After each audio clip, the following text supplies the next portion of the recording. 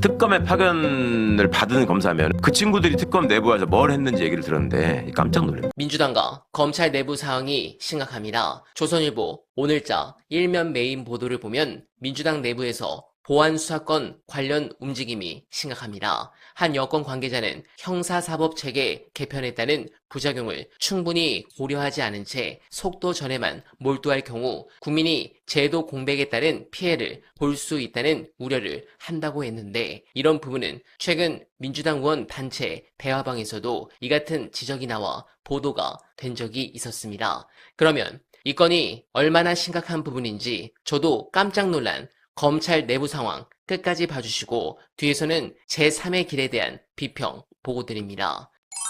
검찰의 보안수사권 문제를 그냥 국회에서 늘 다루는 이해관계가 충돌하는 이익집단 사이에 저거를 조정하는 제도의 설정 이런 걸로 받아들이시는 분들이 여전히 많이 있던데, 저건 그런 문제는 아니잖아요. 이미 뭐가 바뀌면 당연히 부작용이 있지 왜 없겠습니까? 당장 저도 지금 저 보안수사권 제대로 보안수사 안 하고 뭐 아니면 저 그냥 망가뜨렸는데 뭐가 없고 그래서 피해 본 사람이에요. 근데 이걸 왜 얘기를 하냐면, 예를 들어서 우리가 금융실명제 같은 거를 잘했다고 하잖아요. 김영삼 대통령이 잘한 게 별로 없는데 그건 되게 잘했다고 하잖아요. 하나회 척결 잘했다고 하잖아요. 그 부작용 하나도 없었나요? 그리고 서민들한테는 피해가 전혀 없었던 일인가요? 금융실명제 실시할 때? 그때 많은 분들이, 특히 엄마들이 그 다른 사람 이름으로 통장에다가 쌈짓돈 모아가지고 또 할아버지 할머니들이 그렇게 하신 분들이 있었어요. 그때 실명제 갑자기 시행되는데 그때는 인터넷이 있을 때도 아니고 정보유통이 더 속도가 느렸기 때문에 그거 그냥 날아가고 뺏긴 분들 많아요. 서민들이. 너무 오래된 일이지만 아니 생각해봐도 안 그러겠습니까? 그때는 통장 가명으로도 만들고 다 그랬단 말이에요. 가명으로. 그랬었다니까?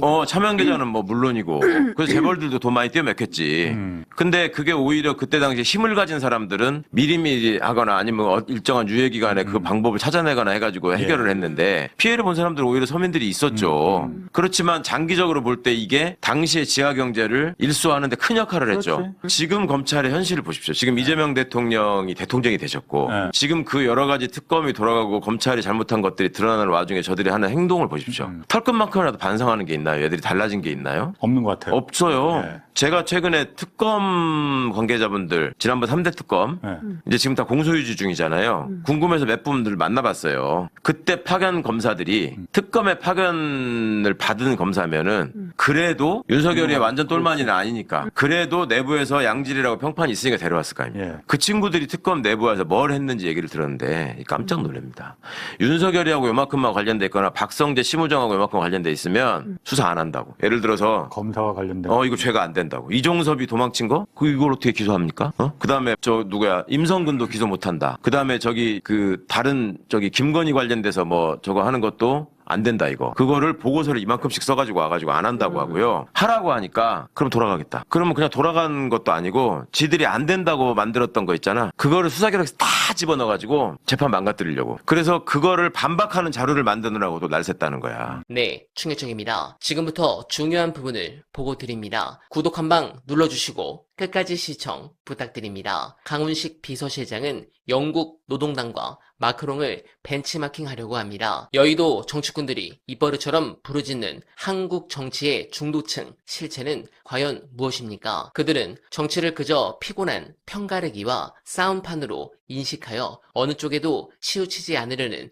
극도의 정치 불신을 기반으로 합니다. 사실상의 정치 저관여층이자 여론조사의 잘 모름입니다. 중도를 지향하는 이른바 제3의 길, 듣기에는 참 그럴싸합니다. 하지만 초등학교 산수에서 좌와 우의 정확한 중간은 숫자 0입니다. 아무것도 없다는 뜻입니다. 정당이 선명한 이념과 가치를 버리고 그 0의 공간으로 걸어 들어가는 순간, 그것은 좌표도 나침반도 없는 완벽한 허무주의의 안개 속으로 침몰하는 것입니다. 우리가 여기서 짚어야 할 가장 핵심적인 통찰은 바로 정부의 길과 정당의 길은 완벽하게 다르다는 점입니다. 권력을 잡은 정부가 국가 전체를 통치하기 위해 이념 지향적 노선보다 유연하고 실용적인 노선을 선택하는 것, 당연히 할 수 있습니다. 99%의 민생을 이끌기 위해 중도적 정책을 펴는 것은 당정청 협의를 통해 조율하면 될 일입니다. 하지만 정당은 다릅니다. 정당은 흔들리지 않는 이념적 탓을 내려야 합니다. 영국 노동당의 토니 블레어가 주장했던 제3의 길이 왜 참혹하게 실패했습니까? 보수당의 좋은 정책 중 그들이 무능해서 실패한 것들을 가져와 우리의 유능함으로 증명하는 선에서 그쳐야 했는데 그 알량한 실용주의를 아예 당의 근본 노선으로 삼아버렸기 때문입니다. 정당이 영혼을 영으로 만드는 순간 굳건했던 핵심 지지층은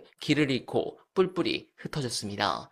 이것이 역사가 증명하는 중도화의 잔혹한 결말입니다. 지금 당내에서 제3의 길이니 외연 확장이니 떠드는 자들의 진짜 속내가 무엇인지 우리 권리당원들은 이미 현미경처럼 들여다보고 있습니다. 생각이 다른 이들과 치열하게 소통하고 타협하여 거대한 합의에 이르는 것이 진짜 민주주의적 통합입니다. 그런데 작금의 행태는 어떻습니까? 여러분, 그리고 8월 전당대회를 앞둔 민주당의 당권 주자와 얄팍한 참모진 여러분, 권리당원들을 바보 취급하지 마시길 바랍니다. 잊지도 않은 실패한 길, 그 숫자가 0에 불과한 텅 빈 제3의 길을 내세워 사랑하는 민주당을 안개 속으로 끌고 들어가려 하지 마시길 바랍니다. 당의 노선은 주권자와 당원들이 뼛속 깊이 새겨진 역사적 나침반을 통해 스스로 결정할 것입니다. 최근 우리 사회는 그야말로 첩첩산중의 형국입니다. 우리는 촛불항쟁 이후 문재인 정부 시절을 지배했던 그 안일한 낙관주의의 대가를 지금